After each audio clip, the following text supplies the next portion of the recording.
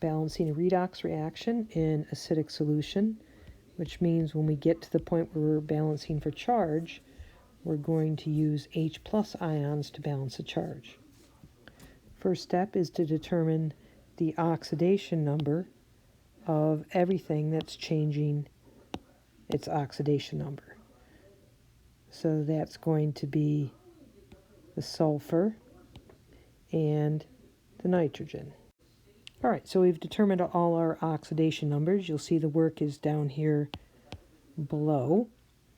And we want to check that the atoms that are changing oxidation number are balanced. So we have one sulfur, one nitrogen, one nitrogen. All right, so we're ready to connect these and consider electrons lost and gained. All right, our rule is that one electron is involved for each unit change in oxidation number. So if we look at sulfur, we see sulfur is going from -2 up to 0. It's being oxidized, in the process losing 2 electrons. If we look at the nitrogen is going from +5 down to +3. It's accepting 3 electrons. There's 3 units change in oxidation number, so that's 3 electrons. To match the number of electrons lost to gained, we want 6 electrons lost, 6 electrons gained. So we can multiply the coefficients of nitrogen by 2, and those associated with the sulfur by 3. So now we've matched the number of electrons lost to electrons gained. The next step is to look at the charge.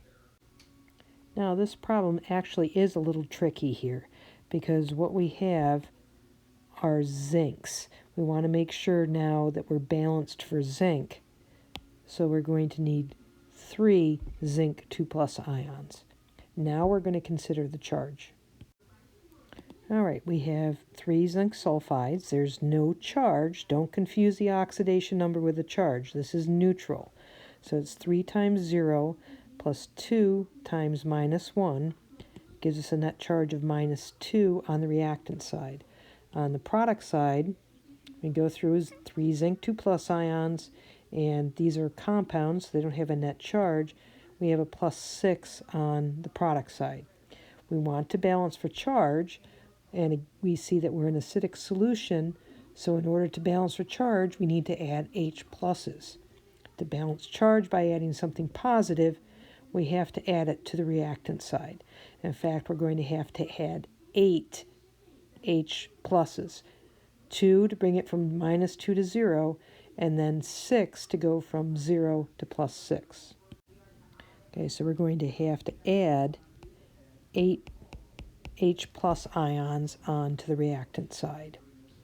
So now we're balanced for charge because each side is +6.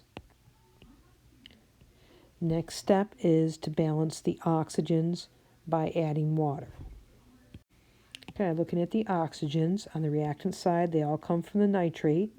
So we have 6 oxygens currently on the reactant side. On the product side, the only oxygen we have is from the nitrogen monoxide. So we have 2 of those, we have 2 oxygens. So now in order to balance for oxygens, we're going to have to add 4 waters because each water has 1 oxygen. And now that'll get us to 6 oxygens. Now, if we've done everything correctly, our hydrogens also balance. We look at our hydrogens, 8 hydrogens, and 8 hydrogens. We're done.